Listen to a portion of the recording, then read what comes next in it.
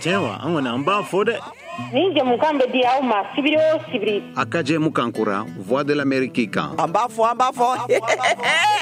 Surafana to dunnen kɔfɛ nɛgɛ ɲɛ 9 ka taa bila nɛgɛ ɲɛ 10 na Voix de l'Amérique kan. An b'a fɔ. An b'a fɔ sigilen na an b'a fɔ kama. An b'a fɔ dɛ.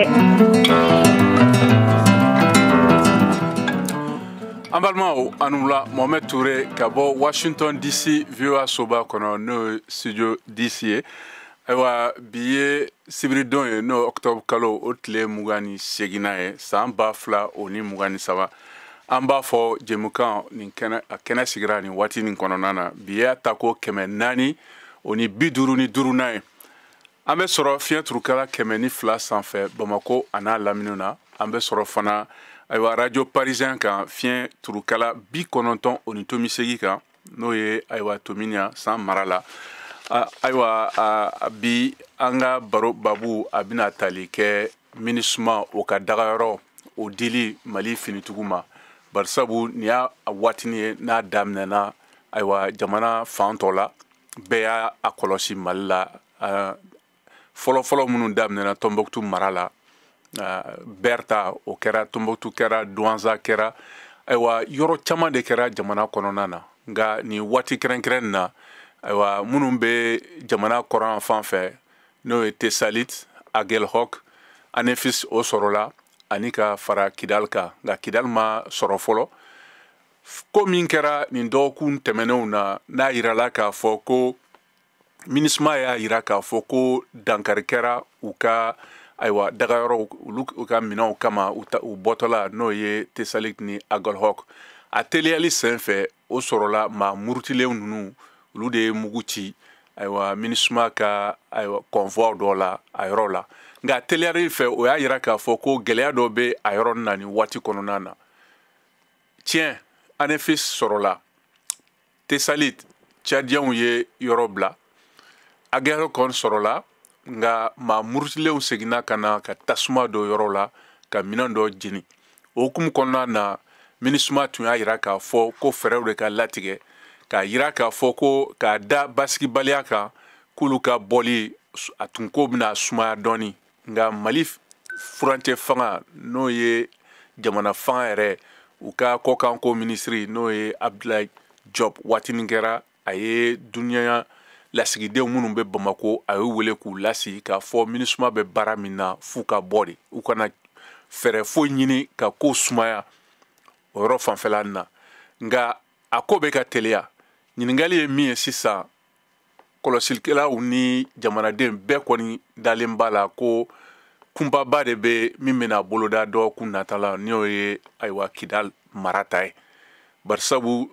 sɔrɔdasiw olu kɔni labɛnnen don ka o yɔrɔ ta MINUSMA fɛ MINUSMA fana ka maa caman o ye yɔrɔ bila nka Kidal o de ka bon n'a bɛɛ ye o bɛna kɛ lahala jumɛn a bɛna kɛ labɛn ni basigi kɔnɔ wa caman bɛ k'u yɛrɛ ɲininka o de la bi an ka babu bɛna tali k'o de la an bɛna ayiwa babu kɛ an n'an ka dɔnnibagaw dɔw ye ani fana ka kuma di aw ma aw minnu ye jamanadenw aw bɛ se ka hakilina sɔrɔ o la cogo min na o kɔfɛ an bɛna an tulo kɛrɛ bɔ sisan ka sɔrɔ ka segin ka na kuma di aw ma.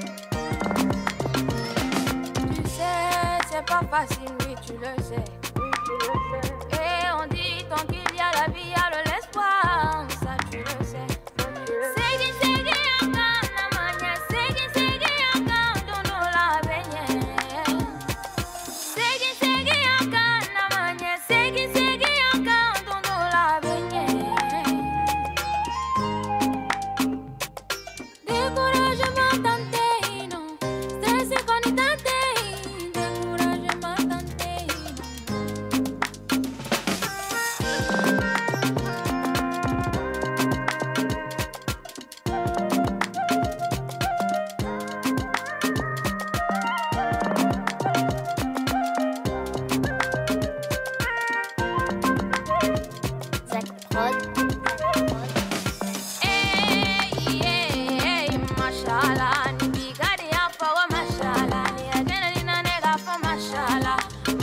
mashallah, mashallah. Bigadi apa wa mashallah. Ni agana ni na nega pa mashallah. Mashallah, mashallah, mashallah.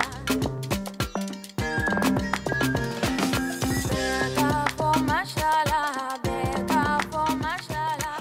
Ambalmao ani wula ayo bismillah amba fo jamukan keneka anga fuli be labɛnbagaw bɛ ma Mali kɔnɔ ani Mali kɔ kan ani minnu fana bɛ ka mafilɛ ni waati kɛrɛnkɛrɛn na fiɲɛ sira fɛ n'o ye Facebook page VOA Bambara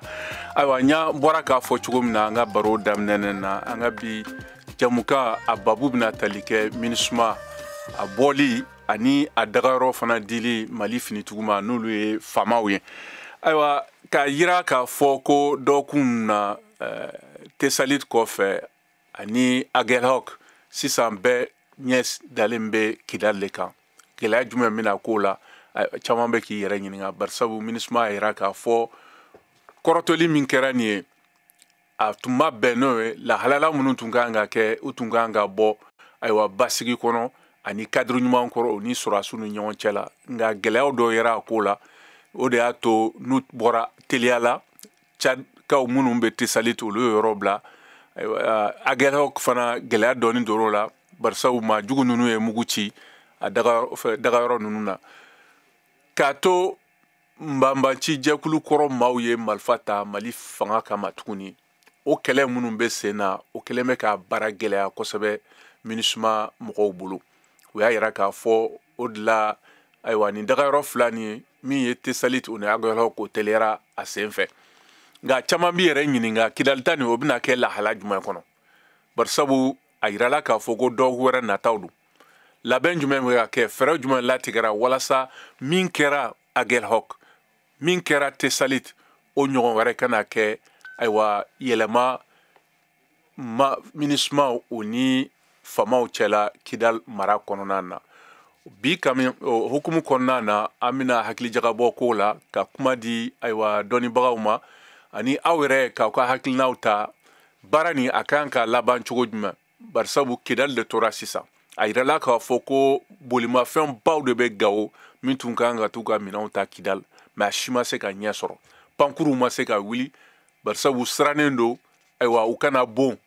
maa murutilenw fɛ o hukumu kɔnɔna na bi an bɛna lajɛ lahalaya minnu na nin baara nin bɛna se ka kɛ fɛɛrɛ jumɛn bɛna latigɛ faamaw fɛ yaasa sɔrɔdasiw olu ka se ka don u k'u ka baara kɛ basigi ni hɛrɛ kɔnɔ u ni MINUSMA ni ɲɔgɔn cɛ la ayiwa ni minnu b'a fɛ k'u da don an ka bi baro la a bɛ se k'an sɔrɔ ayiwa nɛgɛjuru fɛ n'o ye 001 202 619 02 70 o tɛ dɔwɛrɛ to dunkan na 2 1 2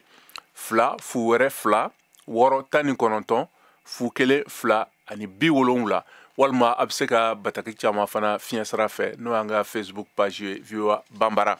ayiwa an ka bi dunaw aw yɛrɛ b'a dɔn kɔrɔlen o ye Dr Ali Tunkara ale ye kalanfa ye sigida o n'o kɔnɔkow la ayiwa ɲininikɛla do fana ani ɲɛmɔgɔ do ayiwa cɛkɛda dɔ la ko Centre d'études stratégiques et sécuritaires pour le Sahel ka bɔ Bamako ka fara ale kan an bɛ tila ka na an balimakɛ Alexis Kalanbile Franta ale ye ayiwa kɛnyɛrɛye kunnafoni gafe di sɛbɛ o ɲɛmɔgɔ do Mali turu in ka bɔ Bamako ka fara ale kan fana yanni jamukan nin ka kɔrɔ cɛ an bɛ an balimakɛ fana Boubacar Bokoum ta n'ale fana ye ɲininikɛla ye ka bɔ Centre CNL la Centre d'études stratégiques CNL la Bamako ani politiki maa do fana politiki tɔn n'o ye PAI n'a bɛ fɔ ko Parti africain pour l'intégration o ɲɛmɔgɔ do an bɛna ale ta kɔfɛ ayiwa an balimakɛ an ka dunankɛ n'o ye Dr Tunkara ale b'an bolo yan Dr Tunkara i ni wula i ni ce ayiwa an bɔra ka a fɔ sisan an bɛ yɔrɔ min na MINUSMA o bɛ k'i labɛn ka Mali bila o hukumu kɔnɔna na yɛlɛma bɛ ka don yaasa dagayɔrɔ ninnu ka segin Mali furancɛ fanga ma ba o de yɛrɛ duniya keleyatɔn ka lakanatɔn fɛ kulu fɛ n'o y'a yira k'a fɔ ko ni MINUSMA bɛ yɔrɔ bila dagayɔrɔ ninnu kan ka di Mali fanga de ma nka min bɛ ka gɛlɛya o ye maa murutilen ninnu ye minnu y'u bolo nɔ bila bɛnkan sɛbɛn na san 2015 la ayiwa yɔrɔ caman na I yɛrɛ bɔra k'a fɔ gɛlɛya b'a ko la nka an bɛ yɔrɔ min na sisan ANEFI sɔrɔla TESALI sɔrɔla AGEROC fana hali n'a kɛra gɛlɛya ni mankanni kɔnɔ ɲɛ bɛɛ tugulen bɛ KIDAL ta de kan sisan nka an bɛ yɔrɔ min na ni MINUSMA bɔli nin a lahalaya a n'a baara cogo o bɛ cogo jumɛn Mali kɔnɔ e yɛrɛ fɛ i bisimila. N cɛ Ture ɲininkali la tiɲɛ don n'i ye MINUSMA ka daga fɔlɔw ko lasigi Mali finitigiw ma i n'a fɔ diɲɛtɔnba yɛrɛ ni Mali marabagaw bɛnna kan cogo min a daminɛ kun kɛra basigi kɔnɔ yɔrɔ caman na fan fila bɛɛ kun ye tare da baaraw taabolo la nka kabini se kɛra kulumafatigiw minnu tigɛn'u bila sɛbɛn na san 2015 u ka daga gɛlɛnw ma kabini bɛɛ n'a ɲɔgɔnnaw fo ka taa se ANEFI AGEROC ma i b'a ye o yɔrɔ ninnu na u ye dɔn fɛn yɛlɛma sabu u b'a dɔn ni Mali finitigiw seginna ka nin yɔrɔ kɔfɛla ninnu na tan k'a sɔrɔ olu ka laɲini sabu hali sini même u dalakisɛ min o ye k'a fɔ ko bɛnkan sɛbɛn min tɛmɛna o ni Mali marabagaw cɛ san 2015 ko bɛnkan sɛbɛn ma lawaleya ko ni nin daga min nana la sisan AGEROC ni TESALI fo ka taa se KIDAL ɲɔgɔnnaw ma ka a n'a kɛ sababu ye u ka wulikajɔ min kɛra san 2012 k'olu bila ngalama la mais n'i y'a lajɛ dɔnni ka ye cogo yɛrɛ la i b'a ye nin yɔrɔ kɔfɛla ninnu de fana kelen bɛ sababu ye bi kulumafati kɔrɔw minnu bɔlen bila sɛbɛn na hali n'a sɔrɔ kuma ni kuma seereya diinɛw b'a jira k'a fɔ ko u ni maa min ka kɛlɛ kɛ diinɛ tɔgɔ la a kɛra yɛrɛ ka mɔgɔw ye fo ka taa se saharawi ka cɛdenw ma u bɛ k'u fanga kɛ kelen ye ka se ka jamana finitigiw bali ka diɲɛtɔnba ka dagakɔrɔw k'olu kɛ Mali ta ye nin yɔrɔ kɔfɛla ninnu na i b'a ye k'a fɔ ko u ka musaka caman bɔ yen dɛ n'i ye minɛnw ka taa ni ka segin jateminɛ fo ka taa se sɛgɛsɛgɛli dɔ b'a fɛ kuma ni kuma ko nin yɔrɔ kɔfɛlen kelen ninnu na kulumafatigiw bɛ sifawari miliyɔn caman bɛ sɔrɔ yen kalo kalo minɛnw tɛmɛli musakaw sabu u bɛ yen i n'a fɔ jamana min b'a i n'a fɔ jamana min ni a kan hɔrɔnyalen don sabu an bɛ fɛn fɛn ni jamana kan hɔrɔnyalenw la n'o ye ka nisɔngɔw minɛ mɔgɔw la ani ka sagalew minɛ mɔgɔw la fo ka taa se musaka wɛrɛw ma olu bɛɛ minɛni o kɔfɛlen dɔ la o de kama bi i b'a ye o ni Mali finitigiw bɛ ka kɛlɛ gɛlɛnw de kɔnɔna la bi mun kosɔn nin yɔrɔ kɔfɛlen ninnu kana se ka segin ka na jamana ka mara kɔnɔ i n'a fɔ kun b'a kɔnɔ cogo min ka kɔn san 2012 ɲa. Ayiwa Mali fanga bɔra k'a fɔ ko u ye MINUSMA jalaki k'u bɛ ka yɛrɛbila di maa jugu ninnu ma mun bɛ u ka baara ni bila gɛrɛntɛ kɔnɔ nka MINUSMA fana ye yɛrɛ k'a fɔ ko Mali fanga kɛlen bɛ k'olu wajibiya k'u ka minɛnw to yen ka u lacɛn barisabu u tɛ se ka ayiwa bɔ n'u ka minɛnw barisabu y'u kɛlen bɛ k'u tɛgɛ tɔnɔminiw kɔ i n'a fɔ u ka pankuru tɛ se ka taa yɔrɔ la hali u ka bɔ taa ka segin o bɛ ka kɔlɔsi Mali fanga fɛ yɔrɔ jumɛn ye fili jumɛn ye o yɔrɔ fanfɛla na a bolofara fila ni ɲɔgɔn cɛ n'o ye Mali furancɛ fanga o ni MINUSMA yɛrɛ ni ye Mali furancɛ fanga lajɛ kabini a ka cɛdenw sera bɛɛ don min i b'a ye k'a fɔ ko sigaɲɔgɔnya ba nana ani diɲɛtɔnba MINUSMA cɛ Mali kɔnɔ Mali finitigiw kɛrɛnkɛrɛnnenya la minnu bɛ fanga la u ka ye cogo min ka faamu cogo la MINUSMA bɛ ka dagaw labila cogo min ani bɛnkan sɛbɛnw tɛ ɲɔgɔn kan fɔ sabu a bɛ ka kɛnɛw labila k'a sɔrɔ Mali finitigiw tɛ lahalaya kɔnɔ lahalaya min b'a to u na se ka kɛnɛ kɔrɔw lasegin Mali finitigiw ma k'a sɔrɔ kulumafatigiw mana u balamini ni ɲɔgɔn cɛ nka Mali marabagaw ka ye cogo la n'i ye AGEROC taali cogo lajɛ fo ka taa se TESALI tuma ko diɲɛtɔnba bɔra cogo min na o ka faamu cogo n'u ka sɛgɛsɛgɛliw la janfa b'a kɔnɔ mɛ diɲɛ tuma fana ma sigi o sɛnɛ kelen na k'a fɔ ko jamanaw de u ka jamanadenw di ka na mali kɛlɛpan kadiri kɔnɔna la o jamana dɔw de bɛ ka ɲini gɔniya la k'a fɔ ko kɛlɛ de u mɛn ka min mali finitigiw ni kulu marifatigiw cɛ k'u b'a fɔ ka jamanadenw ka segin teliya la olu ka ɲini de kɛlɛ sababu ye ni diɲɛ tɔnba yɛrɛ ɲininka k'olu bɛ ka a ɲini ka bɔ gɔniya la ka kɔn hali ye waati ɲɛ fɔ nka mali marabagaw ko o kuma in tɛ olu ma se k'u sɔnni sigi o kan mun kosɔn o kɛra sababu ye fɛn min ye ɲamarɔ sɛbɛnw ye diɲɛ tɔnba ka pankurun ka se ka boli ka taa kidali ka se ka boli ka taa tɛsili fɛn tɛ balo ye walima min bɛ taa ni ji ye nka min y'a maramafɛn talaw ye fo ka taa se min bɛ cɛdenw yɛrɛ ta ka na mali kalifala min maa minnu ma don u ma sɔn k'u tigɛnɔ bila o sɛbɛn ni waati laban sabu u ka yecogo n'u ka faamucogo la diɲɛ tɔnba in a ŋaniya ma ɲɛ a bɔcogo la kɛrɛnkɛrɛnya la kɛlɛla fan fɛ fo ka taa se agɛlɛyɔrɔ kuma u bɛ u sɔnni sigi agɛlɛyɔrɔ kan kosɛbɛ ka fɔ k'u girinna ka bɔ yen cogo mɛn u b'a dɔn k'a fɔ k'olu marifatigiw ni minnu bɛ kɛlɛ kɛ diinɛ tɔgɔ la olu tun bɛ kɛnɛ kan u donna o yɔrɔnin bɛɛ la fɛn fɛn tun bɛ ni diɲɛ tɔnba ma se ka taa ni o ye muguju wuli o bɛɛ la hali kɛnɛ fitinin min kun labɛnnen kun don ni pankuru kɛrɛnkɛrɛnla finitigiw ka pankuru tun bɛ se ka jigin o kan olu y'o kɛnɛ in bɛɛ tiɲɛ k'o kama olu limaralen bɛ bi mali marabagaw k'a fɔ ko diɲɛ tɔnba ŋaniya ma ɲi a taacogo la kɛrɛnkɛrɛnya la mali kɔnɔ fan fɛ o de la i b'a ye bi fɛn min ye maa bɛ se k'a fɔ mali ni diɲɛ tɔnba fɛn min ye o kuntɛnɛw ye u tɛ ka ɲɔgɔn ta cogo si la n bɛ yɔrɔnin min na ko bi. Ayiwa an balimakɛ Sanba Tarawele ale bɛ nɛgɛjuru kan an bɛna kuma d'a ma ɲininkali dɔw b'a fɛ Sanba i ni wula. An lama wɛrɛ. I ka kɛnɛ somɔgɔw bɛ di. Baasi foyi t'u la. Ayiwa i bɔra ka kɔrɔfɔkan mɛn Dr Ali Tunkara b'an bolo yan yanni an ka dunan tɔw fana ka na ayiwa ni ɲininkali min b'i bolo k'a lase walima faamuyali ɲini hukumu kɔnɔna na kuma b'i bolo t'a fɛ. D'accord n bɛ Dr Ali Tunkara n b'a yɛrɛ fo. I n'a fɔ a bɔra ka kuma cogo min nin kɔni MINUSMA bɛ ka bɔ Mali kɔnɔ a tɛ ka bɔ parce que ko ani Mali ka di. Ani Mali gɛlɛya de bɛ ka bɔ parce que a fɔra ko an nana donc an jɔnna a ka baarakɛden la donc a bɛ ka taa taacogo la taacogo min ni o tɛ anw yɛrɛ nisɔndiya o tɛna MINUSMA yɛrɛ nisɔndiya a de fɔra ko n'u bɛ taa tuguni k'u bɛ kanw di Mali jamana ma sɔrɔsiw ma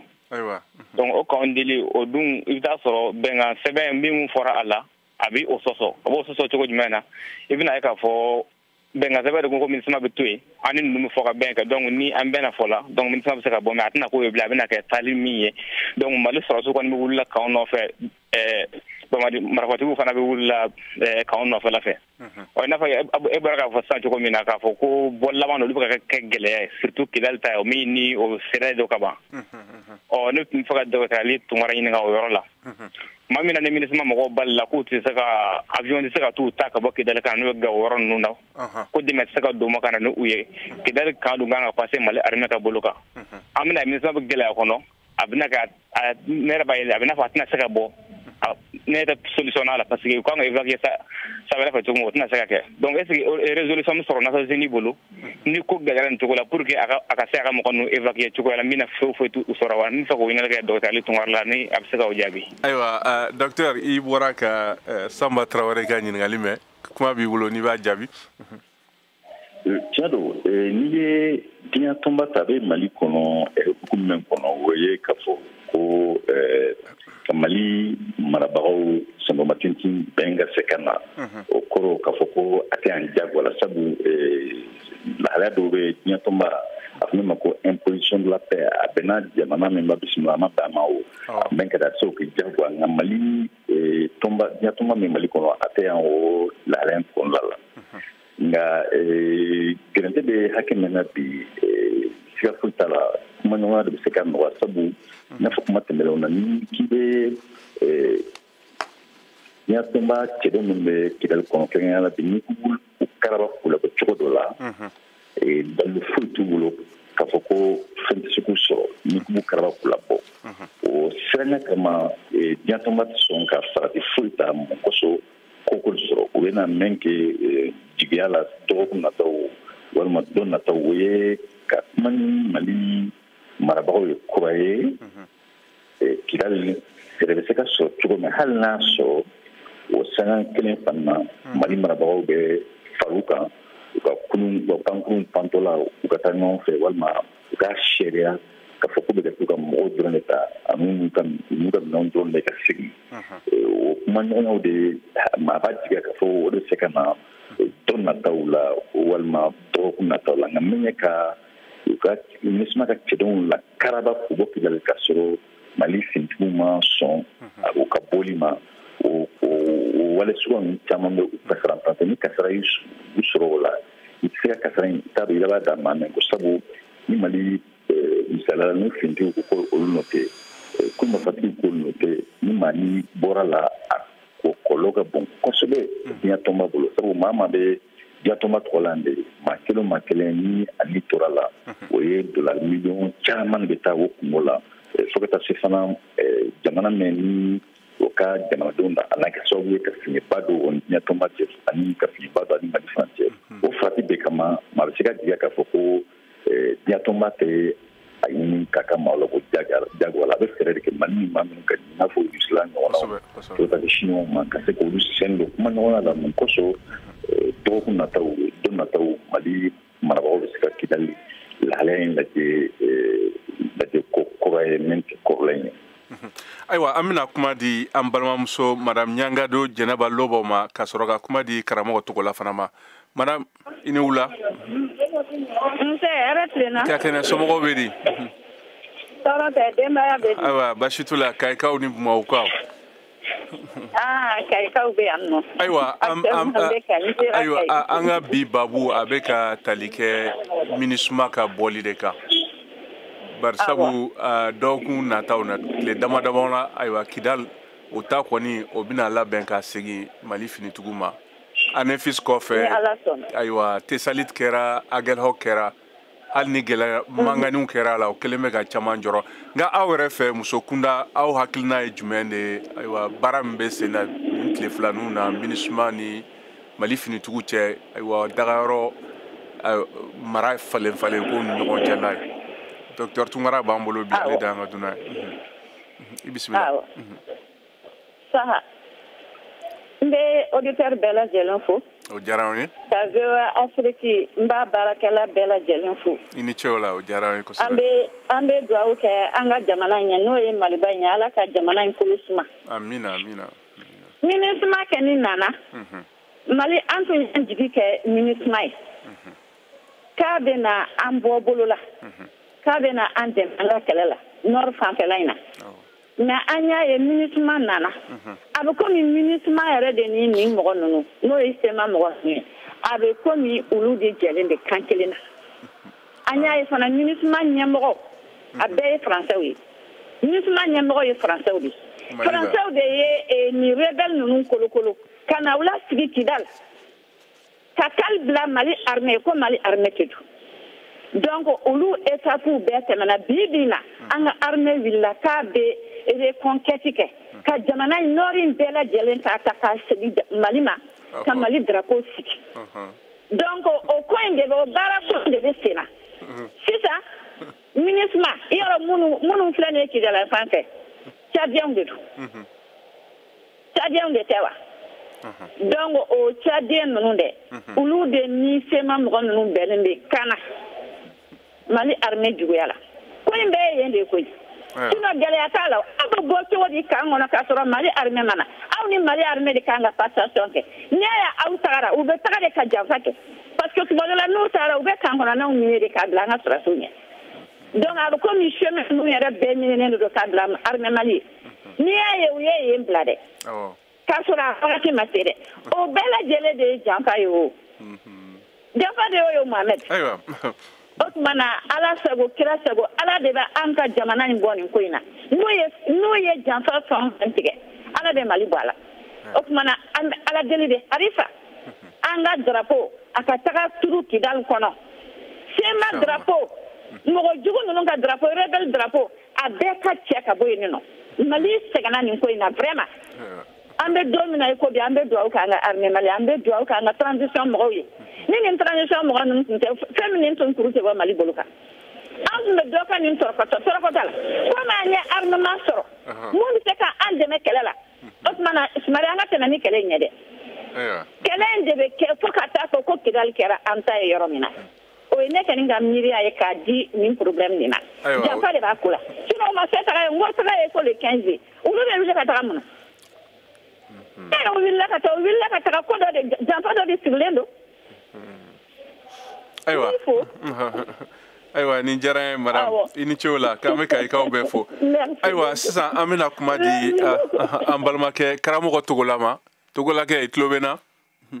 Unclovila. Somo wedi.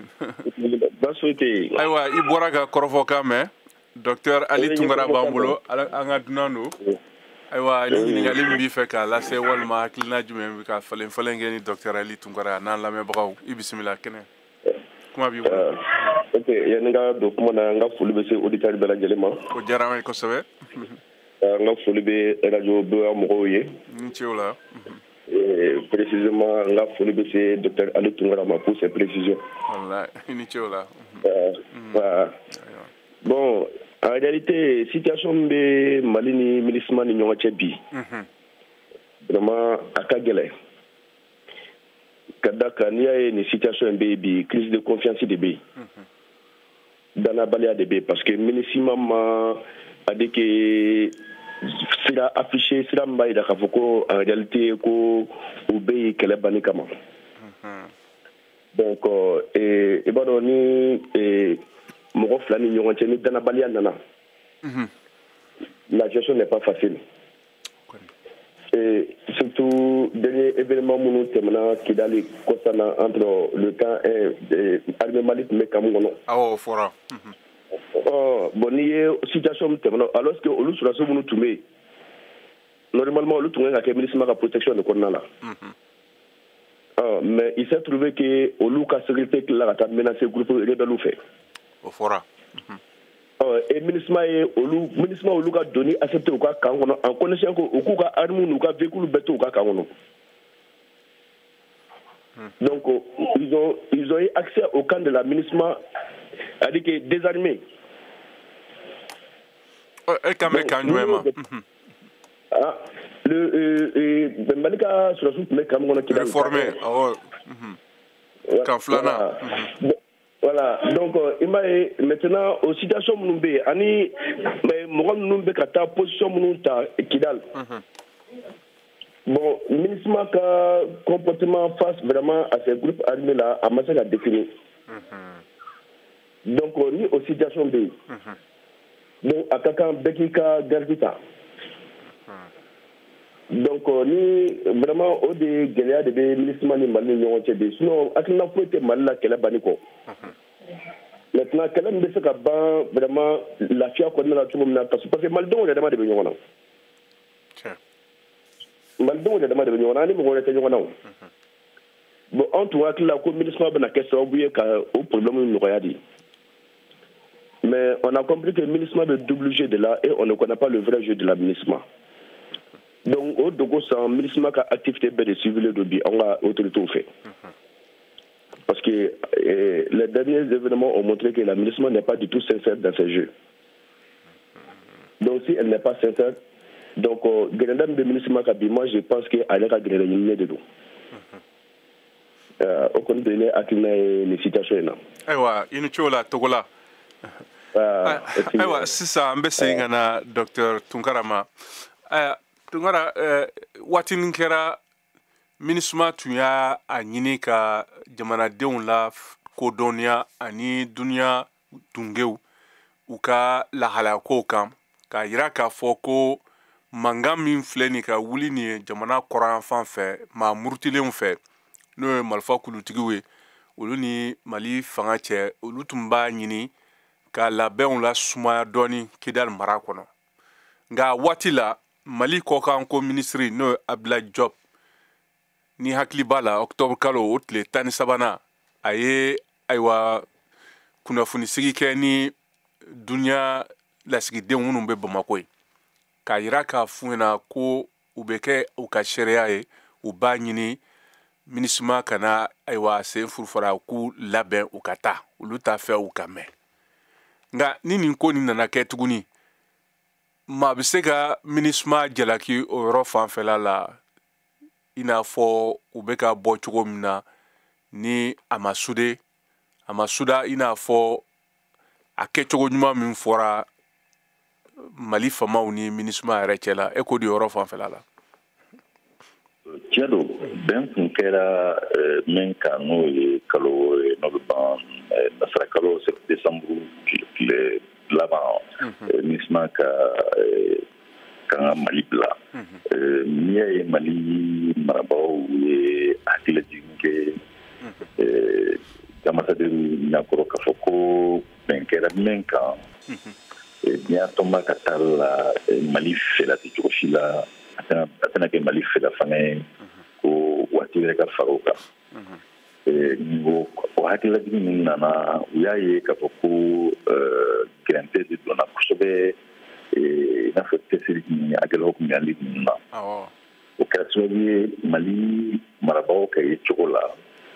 ko MINUSMA ka laɲini n'o ye k'a fɔ ko a bɛ kumaɲɔgɔnya sama Mali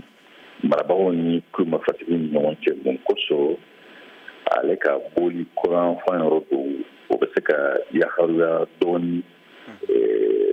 o yaharuyali kɔnɔna la jiri suma na se ka bɔn kɛlɛ gɛlɛn min bɛ kulomafatigi ni Mali finitigiw cɛ Mali marabagaw ka ye cogo la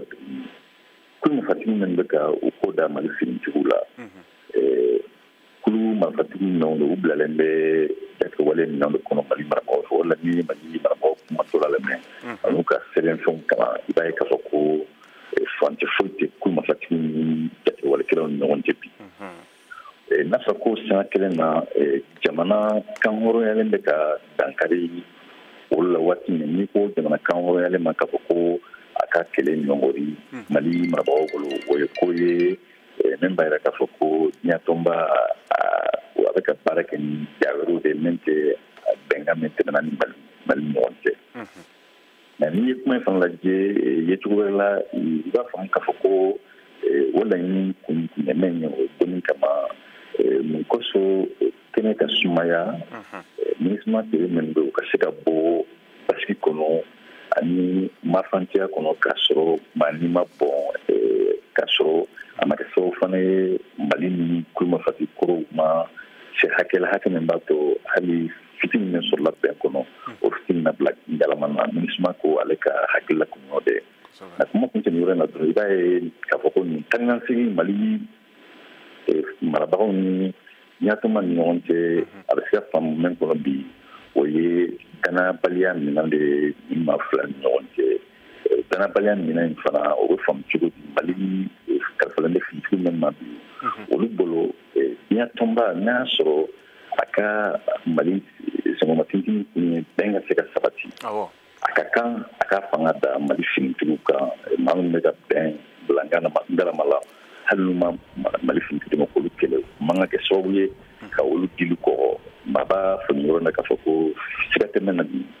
Mali kalifalen maa min ma o daniya bɔr'u fan fɛ kosɛbɛ kosɛbɛ ka taa MINUSMA kɔnɔ. Ayiwa sisan an bɛna taa New York an balimakɛ Abu Dramane Traoré ale bɛ nɛgɛjuru kan Abu i ni wula. Ale tɛna Monsieur Touré. Nba i ni ce somɔgɔw bɛ di. An bɛ Ala tanu aw yɛrɛ dun. Ayiwa an bɛ kɛnɛ kan an b'a fɔ ayiwa an bɛ ka kuma MINUSMA ka bɔli kan ani lahalaya minnu kɔnɔ u bɛna labɛn kɛ walima ka u ka dagayɔrɔ ni segi Mali famaw ma kɛrɛnkɛrɛnnenya na finitigiw nka aw yɛrɛ hakilina ye jumɛn ye Docteur Tunkara b'an bolo yan bi i bisimila Abu kuma b'i bolo. An ka foli bɛ yan ɲɛnamɛkɛla bɛɛ lajɛlen n bɛ Docteur Tunkara fo a ka kuma ɲɛna vraiment fo ni mɔgɔ min b'a fɛ k'i ban k'a fɔ ko faamuyali kɛ n'o tɛ a ka kuma ɲɛna. Ok o diyara ye ni ce o la. Monsieur Touré n bɛ kuma kelen de f'i na nin jɛ nin kabini a sigi tuma sira janfa nanbara de kan diɲɛ yɛrɛ tɔnba yɛrɛ sigilen bɛ nanbara de kan mɔgɔ kana sɔn a ma an ɲɛ b'a bɛɛ la an ɲɛ bɛ kow bɛɛ la Mali ta nin ninnu MINUSMA ka problème ni ko cɛ ye min fɔ danayabaliya donna u ni faso marabagaw malidenw yɛrɛ cɛ donc n'aw bɛ bɔ ni bɛnkan de kɛra k'a fɔ ko datiw de b'a la calendrier de fɔra nin kan ka réception kan min bɛ di don min na bon n'aw nana sɔsɔli n'aw nana ka na aw fosi ka bɔ o kɔrɔ k'a fɔ ko aw sirannen don ou bien ko wɛrɛ hali o la an ye faso marabagaw bɛ bɛn dati de la dati min na aw bɛ bɔ n'a ni tiɲɛni t'aw kɔnɔ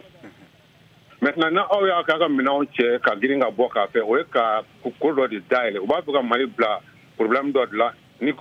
militaires nana ka na u défend ka ni fagali kɛra u bɛna fɔ k'an binna mɔgɔw kan kabini Nations Unies sira kabini ka secrétaire fɔlɔ Dramane Shol sara kabini Congo Monsieur Touré ninnu ma fula bulamatigi ninnu ma baara ɲɛnama kɛ diɲɛ fan ayiwa o ye dɔ kɛ Mali la dɛ o ye dɔ kɛ Mali la dɔ kɛra mais ka mɔgɔ a bɛ se ka banbagaci groupe ni jamana bila côté kelen kan i bɛ ka Ala ka hinɛ la i bɛ ka y'a fɔ conférence la u ka cɛ ɲɛna cɛ muso ye min fɔ c'est vrai a tɛ se ka nin kɛ Français de b'a MINUSMA poste bɛɛ ɲɛma Mali sun na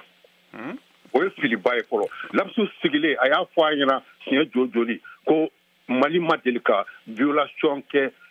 cessez-le-feu violation kɛ a ma bɔ Mali la tuma si komi a bɛ bɔ minnu na ɲangili tɛ k'olu la a fɔra bɛɛ na diɲɛmɔgɔ y'a ye diɲɛmɔgɔ y'a mɛn o de ko kelen bɛ sen na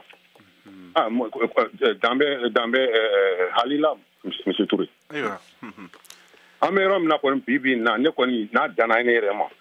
parce que ko kɛlɛ t'a ban mais ni kɛlɛ ni i bilala jagoya kɛlɛ minɛn kɔnɔ n'i ma kɛlɛ kɛ i b'i sigi k'i bolo fila da i sen kan wa kɛlɛ de bɛ na nin na ban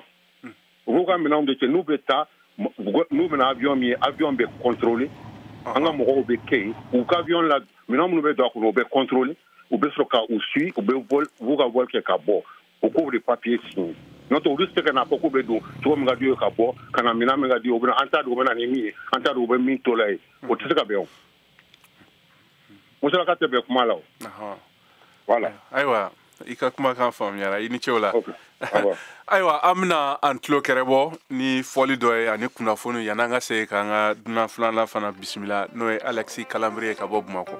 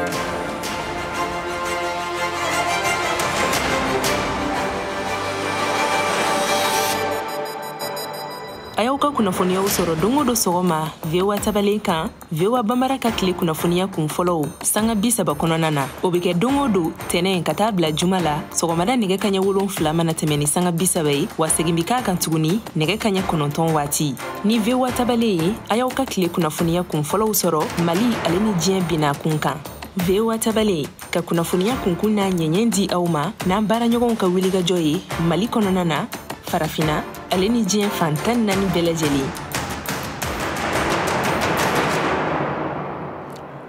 Awa halisa abe amba fo jamukan ne kɛnɛ kan nɛgɛ ɲɛ 13 o ni sange 40 o ni 2 o bɛ an Washington DC VOA soba kɔnɔ n'o studio DC an bɛ sɔrɔ Bamako fiɲɛturu kala 102 sanfɛ Bamako n'a laminiw na an bɛ sɔrɔ fana bɔlɔlɔ sira fɛ www.voabambara.com walima a bɛ se k'an sɔrɔ fiɲɛ sira fɛ n'o ye Facebook VOA Bambara ye minnu bɛ k'an mafilɛ ni waati kɛrɛnkɛrɛnnen na ayiwa an ka babu halisa a bɛ MINUSMA ka bɔli de ka Mali kɔnɔ a n'u ka dagayɔrɔ o dili Mali finitigiw ma n'o ye faamaw ye sisan an ka bolo filanan na an bɛna kuma ni halisa ni Dr Ali Tunkara a n'an balimakɛ Alexis Kalambiri n'ale ye kɛnyɛrɛ gafe sɛbɛn ɲɛmɔgɔ ye Mali Tribune ka bɔ Bamako. Alexis i ni wula. Alexis tulo bɛ na? Allo Alexis? Ayiwa an bɛ segin ka kuma di docteur. Alexis tulo bɛ na? Oui, n tulo b'i la. Ayiwa i bisimila kɛnɛ kan docteur Tunkara b'an bolo yan an ye baro daminɛ kabini ayiwa nɛgɛ ɲɛ 13 la ayiwa nin waati in na an bɛ ka kuma MINUSMA ka bɔli kan a n'u ka dagayɔrɔw dili Mali finitigiw ma nka Alexis ni gɛlɛya minnu yɛrɛ ni tile damadama nin kɔnɔna na ani si kɔfɛ o ni Tesali ka fara Aguelhok kan jamanadenw caman b'u yɛrɛ ɲininka ayiwa ni taabolo min fɔra a lahala bɛ cogo jumɛn jamana kɔnɔ barisabu maa jugu ninnu n'o ye ayiwa marifakulutigiw ye o kelen bɛ ka jɛnsɛnw mara kɔnɔ ko Mali finitigiw bɛna kɛlɛ kɛ k'u ka sigidadenw u faga ani ka yɔrɔ minɛ jagoya la o min tɛ tiɲɛ ye nka kunnafoni kunda ye aw kelen bɛ ka kunnafoni jumɛn sɔrɔ a lahalaw kan sigidadenw kan ani famaw yɛrɛ ka kunnafoni ganseli cogo n'a labɛnni ko ka ɲɛsin nin baara nin hukumu kɔnɔna na i bisimila. Ayiwa n ka foli b'i ye n ka foli bɛ lamɛnjɛkulu bɛɛ ye ayiwa kɔrɔlen an bɛ kiri min bɔ jalaki min bi an ka finitigiw kan o ye ko u ti kunnafoni di u ka baara kɛcogo kan nka nin ko in na quand même u b'a fɔ tuma bɛɛ min bɛna kɛ min kɛra gɛlɛya minnu b'a la ani minnu bolo dalen don o kɔni bɛɛ bɛ se ka a dɔn min kɛra hali ni u ni mɔgɔ minnu karila ɲɔgɔn na u bɛ tila k'a ɲɛfɔ a kɛra cogoya min na a ɲɛ bɛ fɔ min ye nin ko gɛlɛya o ye i n'a fɔ mɔgɔ caman y'a fɔ cogoya min na danabaliya min bɛ fan fila ni ɲɔgɔn cɛ o danabaliya in ye baara gɛlɛya kosɛbɛ a nana ni fɛn fila fɛnɛ ye ka tugu an ma da MINUSMA la o y'a kɛ ni u ye min fɔ an b'a lajɛ mun b'a jukɔrɔ a bɛ na ni mun ye mun na u y'a fɔ n'i y'a jate minɛ MINUSMA ye a fɔ an bɛ taa waati min na u nana ko an bɛ kɔn o ɲɛ ka tugu bɛnkan ma bɔ a sira fɛ ayiwa tiɲɛ don a nkalon don wa a kɔni u ye o de fɔ u ye filanan min fɔ o ye k'a fɔ diyagoya an k'an teliya ka taa ka tugu an mago bɛ fɛn minɛn minnu na walasa ka waati se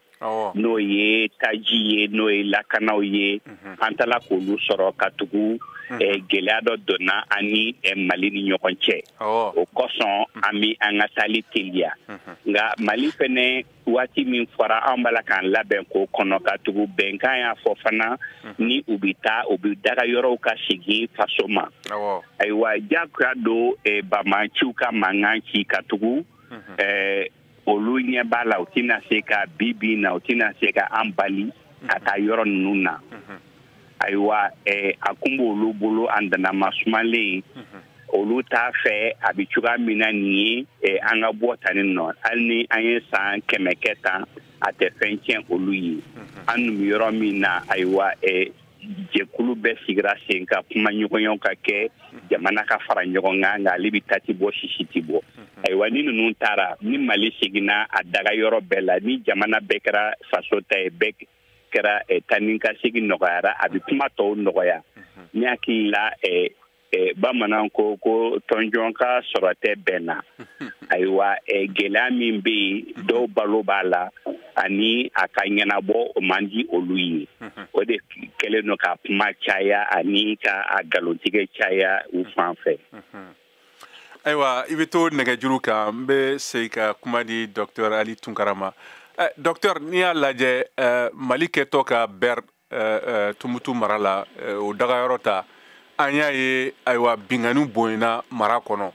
u ye ci bila sigidadenw ma k'olu ka yɔrɔ bila ani ka siradaw balan yaasa dunfɛnw kana don ani jagokɛlaw kana se ka taa ka segin kɛ Tumutu mara kɔnɔ nka bi bina Tumutukaw caman y'a yira k'a fɔ ko ayiwa basi bɛ ka na dɔɔni dɔɔni maaw bɛ ka segin ka na sigidaw kɔnɔna na ayiwa jagokɛla minnu caman tun ye arabu ni burudama minnu ye sigida bila olu bɛɛ bɛ ka na u bɛ ka segin u kɔ barisabu u y'a faamuya maa jugu ninnu ka ayiwa ladilikan tun ye min ye o tɛ tiɲɛ nka o bɛ se k'a fɔ cogo jumɛn Kidal mara kɔnɔ barisabu a tun donna sigidadenw kɔnɔ ko Mali sɔrɔdasiw bɛna jamanadenw de ayiwa lakari k'u faga k'u gɛn ka bɔ yɔrɔ la maa jugu bɛ k'o de ladon sigidaw kɔnɔna na e yɛrɛ fɛ nin waati kɛrɛnkɛrɛn na i ka sɛgɛsɛgɛli dɔ la i y'a yira k'a fɔ ko tiɲɛ a ka ɲi dunuya lakanatɔ ye min fɔ k'a yira k'a fɔ ko ni segi bɛ kɛ nin dagayɔrɔ la a kan ka di Mali fanga de ma barisabu sigi bolo o bɛ fanga de bolo n'o ye ayiwa république yɛrɛ an bɛ yɔrɔ min na bi bi la e bɛ se ka mun fɔ o yɔrɔ fanfɛla na.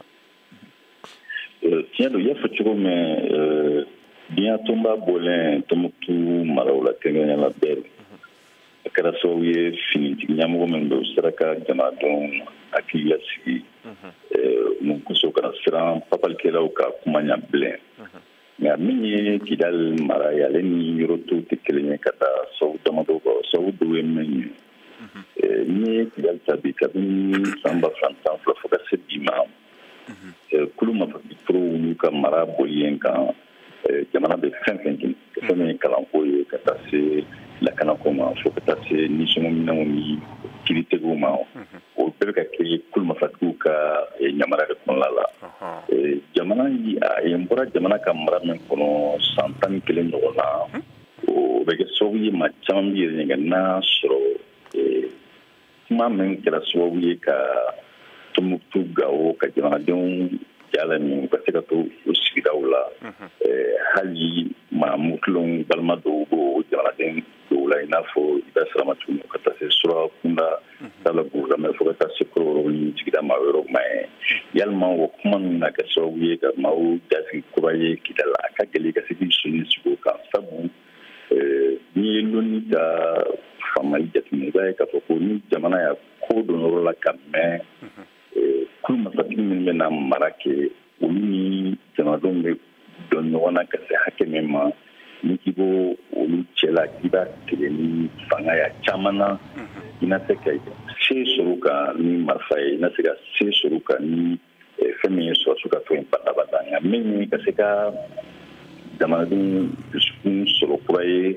min ye ka se ka Kidal jama fanba sabu maaw fana bɛ Kidal bi min tɛ kulu mafatigiw ka ko la nka jama fanba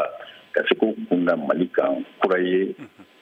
i n'a fɔ tun bɛ cogo min ka kɔn san 2012 wuli baaraw ye maa bɛ se k'a fɔ baara minnu don fɛn ɲɔgɔn tɛ a tɛna kɛ sanga teliman fana kɔnɔ siga t'a la n'i ye marabagaw ka hakililaw jateminɛ bi ani finitigiw yɛrɛ labɛnnen bɛ ka se cogo min na na se ka don Kidal na se ka to yen badabada nka min ye k'a fɔ ka Kidal mara kura ye min ye kɛnɛyako ye ka taa se lakanako ma fo ka taa se kiiritigɛ ma ko jamana ka taa se kalanko ma ko jamana ka se k'a ka hakililaw boli o kan jamanadenw fana ka se ka faama ko ɲuman na i n'a fɔ yɔrɔ tɔw b'a faamu cogo min olu ye ko ye ko min ni maa b'a fɔ ko ma segin sɔnni da olu kan san 5 san 10 nataw la olu mago bɛ sanga janba la sabu hakilijiginna san 11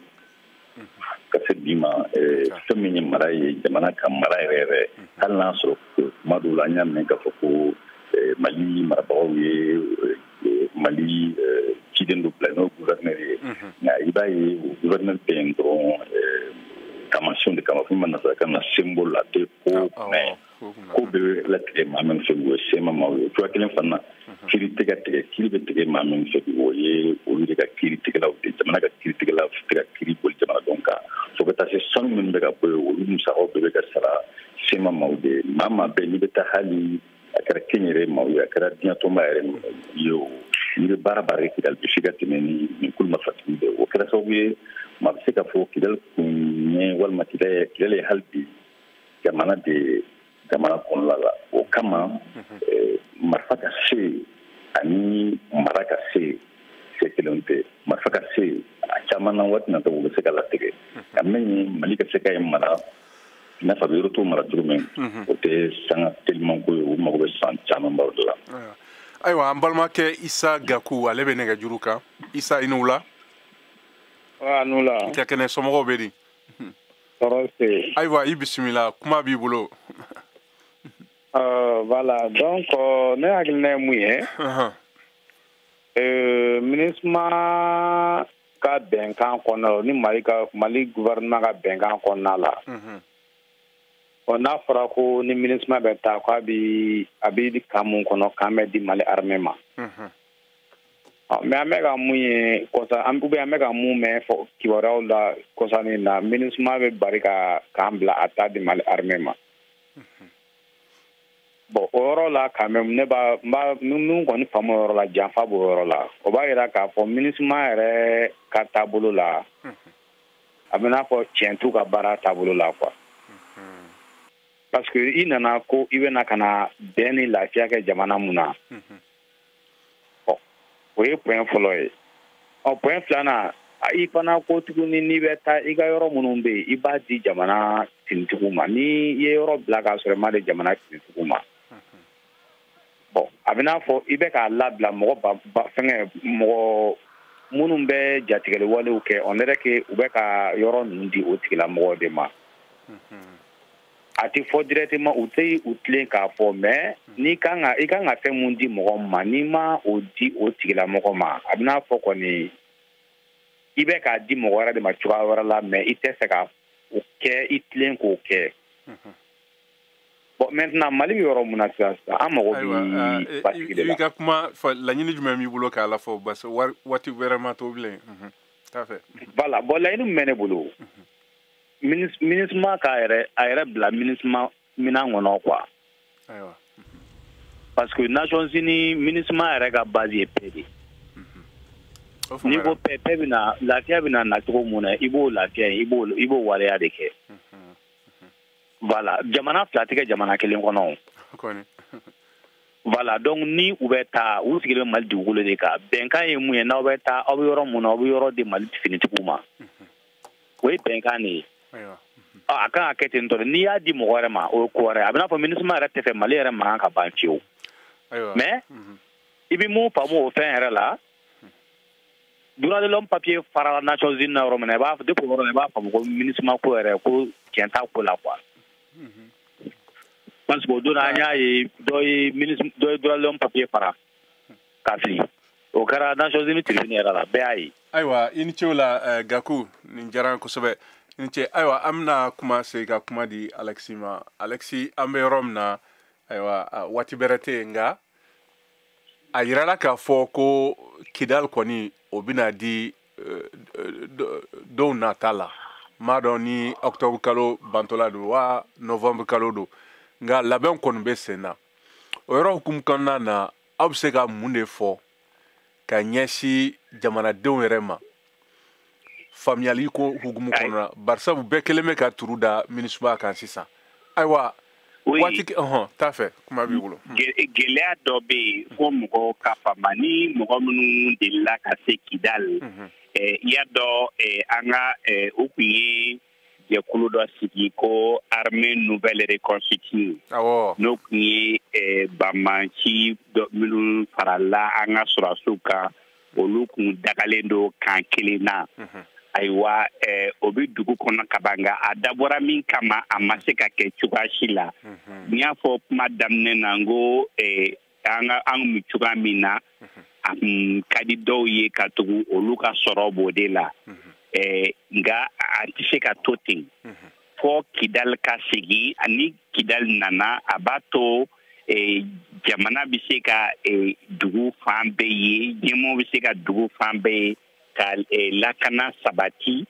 ayiwa a tɛ i n'a fɔ kɛlɛ b'i ni dɔ cɛ a tɛ i n'a fɔ i bɛ la ka taa jamana wɛrɛ minɛ an bɛ yɔrɔ min na sisan ne hakili la k'a fɔ ko Mali de don bɛɛ sɔnnen don o ma Mali kelen de don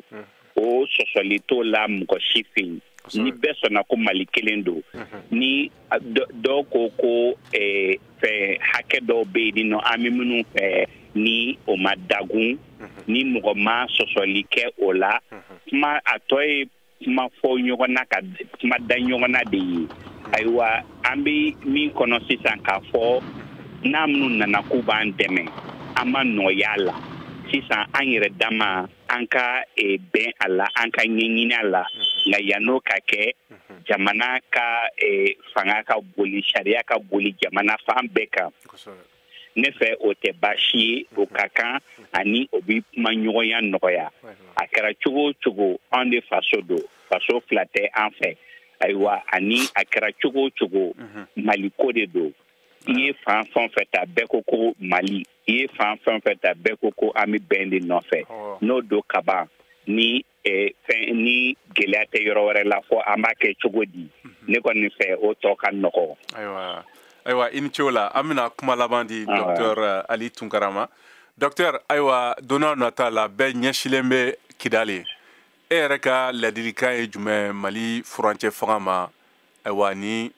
yɔrɔ belebelebele o yɛlɛmali Mali faamaw bolo kuma b'i bolo. Tiɲɛ don u bɛ bolo min kan bi Mali marabagaw fo ka taa se fini ma o ye Mali ka ɲamara ka se ka boli jamana fantan naani i n'a fɔ Alexis y'a fɔ cogo min o ye jamana hakɛ de nka ka taa Kidali bɛɛ n'i y'a ye Kidali bɛɛ nɛn kan Kidali yɛrɛ kɛcogo don sabu maa mɔkelen ko kabini nasara tile fo ka taa se président Modibo Keyita ka taa se fo bi an bɛ kɛlɛ laban min kɔnɔ a ma fan caman bangew n'u sigiyɔrɔ bɛnna Kidali ma o kɛra sababu ye Kidali kɛra a dama gɛrɛnte Mali tariku kɔnɔna la nka o bɛɛ lajɛlen kɔfɛ maa bɛ se ka min fɔ nin ko in kɔnɔna tiɲɛ don ka kan jamana ka se boli yɔrɔ bɛɛ kan hali n'o bɛ kɛ fanga de o de diɲɛ jamanakan hɔrɔnlen bɛɛ taabolo ye nka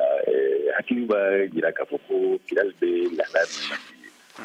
fanga ni sigikafo kan ka taa ni ɲɔgɔn ye sabu ni sigikafo mana kura ye a n'a kɛ yɔrɔ ye yɔrɔ min n'a bɛ se ka na Mali ka mara kɔnɔ fanga sira kan nka min ye ka hakili salo ka na Mali fan fɛ olu ye ko ye komi o sɔrɔ man ni marifa jaabiw dɔrɔn ye a ka kan bi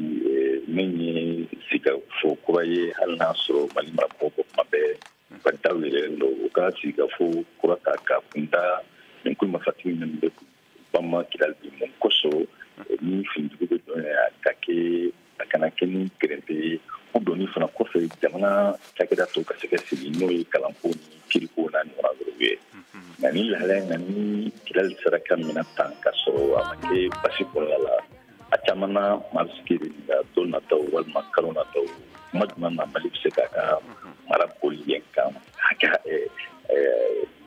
tiɲɛni yɛrɛ la min ye kalanko ye ka taa se kiriko ma k'a sɔrɔ janfa ma bɔ maajugu fɛ ka kunda ayiwa Docteur i ni ce o la waati sera nin diyara an ye kosɛbɛ an ka foli bɛ ye an ka foli b'a lamɛnbagaw ma Mali kɔnɔ ani Mali kɔ kan ayiwa nin bɛna dan sigi an ka bi jamukan na jamukan labɛnna balimakɛ Cheikh Thioro fɛ nɛgɛ kɛrɛfɛ juru tun b'an balimakɛ ayiwa Rob Macklin bolo jamukan lasaraw ma ne yɛrɛ Mohamed Touré ka bɔ Washington DC an ka foli b'a ye aw ni ce aw ka tulomajɔ la aw k'an bɛn sibiri wɛrɛ nata. C'est pas facile, oui tu le sais. Et on dit tant qu'il y